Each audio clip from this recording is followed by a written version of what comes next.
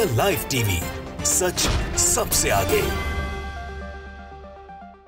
नमस्कार, the live TV आप देख रहे हैं, आपके साथ मैं हूं आदित्य कमान।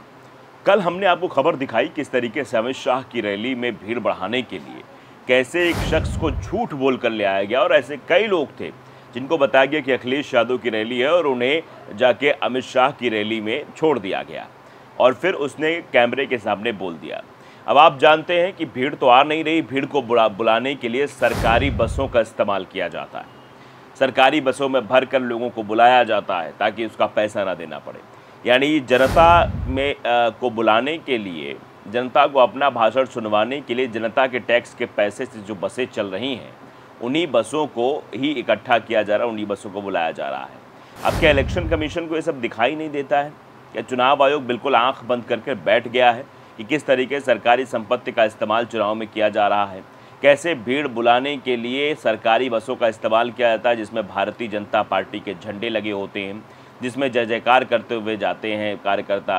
ये आखिरकार क्या हो रहा है? ये अपने आप में बड़ा सवाल है कि सरकारी बसों का इस्तेमाल, क्योंकि सरकारी बसों का इस्तेमाल तो आम पब्लिक के लिए होता है, उन आम पब्लिक की सामग्री को आप चुनाव में इस्तेमाल कर रहे हैं, चुनाव में भीड़ बुलाने के लिए इस्तेमाल कर रहे हैं, क्योंकि आपको पैसा नहीं देना पड़ेगा।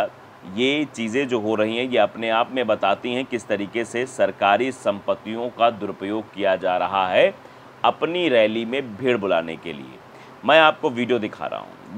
लोकसभा क्षेत्र अम्बेडकर नगर का है ये, जहाँ अमित शाह जी की जनसभा थी, जिसमें लोगों को लाने के लिए सरकारी रोडवेज बसें लगाई गई।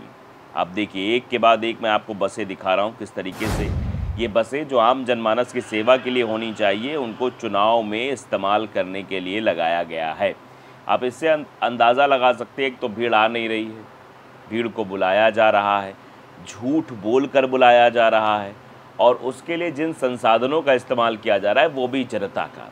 यानी सब कुछ जनता को ही किया जा रहा है, और जनता सुनना नहीं चाहती ऐसे लोगों को जो इस तरीके से भाषण देते, इस तरीके से बात करते हैं। और कभी इंटर के बाद मतलब 12वीं कराते हैं।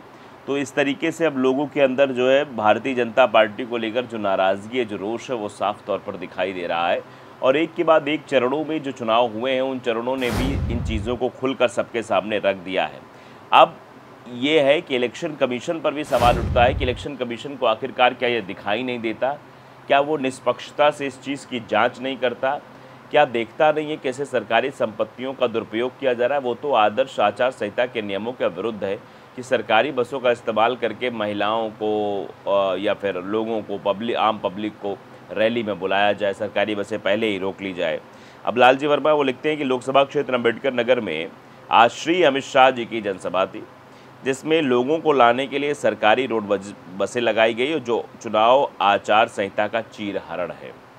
इलेक्शन कमीशन जी, निष्पक्षता का कुछ तो भ्रम बचा रहने दीजिए। यानी आप समझिए कि इलेक्शन कमीशन पर सवाल उठाते हुए कहा जा रहा है कि थोड़ा सा भ्रम बचा रहने दीजिए कि वाकई में इस बार का चुनाव निष्पक्ष तरीके से हो रहा है, कोई भी किसी प्रकार की गड़बड़ी नहीं हो रही है। ये कम से कम एक जो जनता के अंदर भ्रम है, जो आपने शायरी सुनाई है, जो आपने बातें कही है, वो तो बना रहने दीजिए, क्योंकि आदर्श आचार संहिता के नियमों की धज्जियां तो लगातार भारतीय जनता पार्टी के नेताओं द्वारा उड़ाई जा रही है। आपने सबने देखा है किस तरीके से भारतीय जनता पार्टी के नेता जब जो मन चाहे कर सकते हैं, जब जो मन चाहे भाषण दे सकते हैं, हिंदू मुसलमान करने की कोशिश कर सकते हैं, वो जब चाहे तब कुछ भी बोल सकते हैं। इससे आप समझ सकते हैं कि ये जो है चीज़ें आखिरकार क्या हो रही हैं।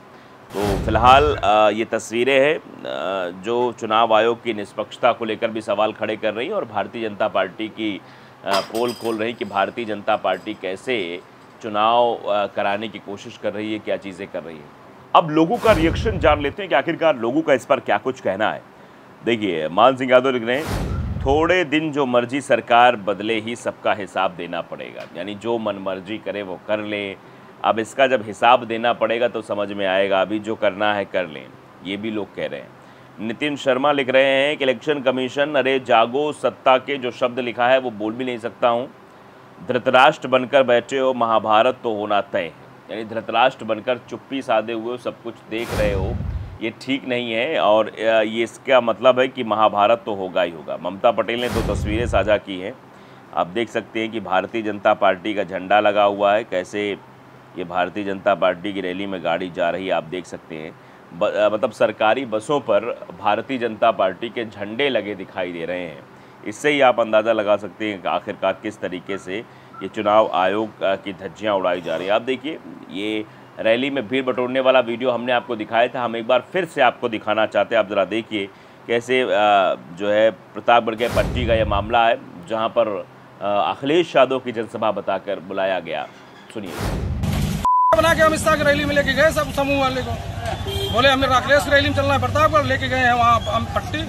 कहाँ से आदेश हुआ था? वो ब्लॉक से आदेश हुआ है, समूह की महिलाओं को सबको रैली में ले बुलाया। किस ब्लॉक से? किशुनगंज ब्लॉक से। किशुनगंज कहाँ ब्लॉक है?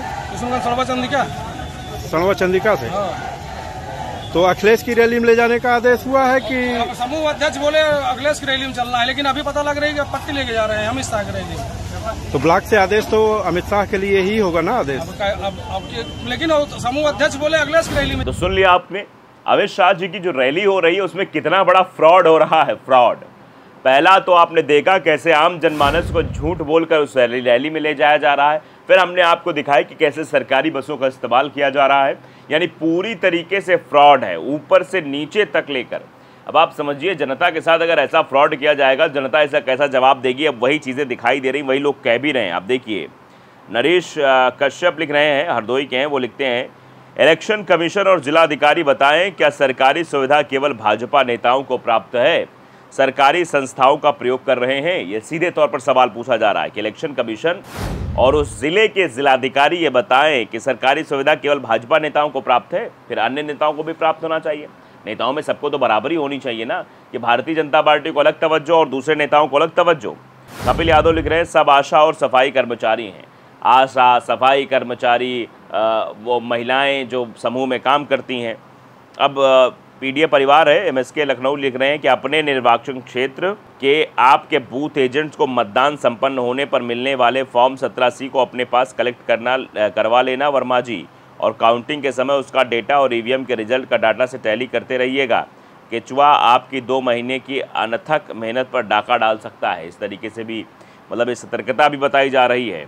असिन विराद लिख रहे हैं कि अगर आपको शादी में बारातियों के लिए सस्ते में बस चाहिए तो आपको मिल जाए, किसी को भी मिल सकती है। कृपया अपनी जानकारी दुरुस्त करें। इन बसों को किराए पर लिया गया है या फ्री में?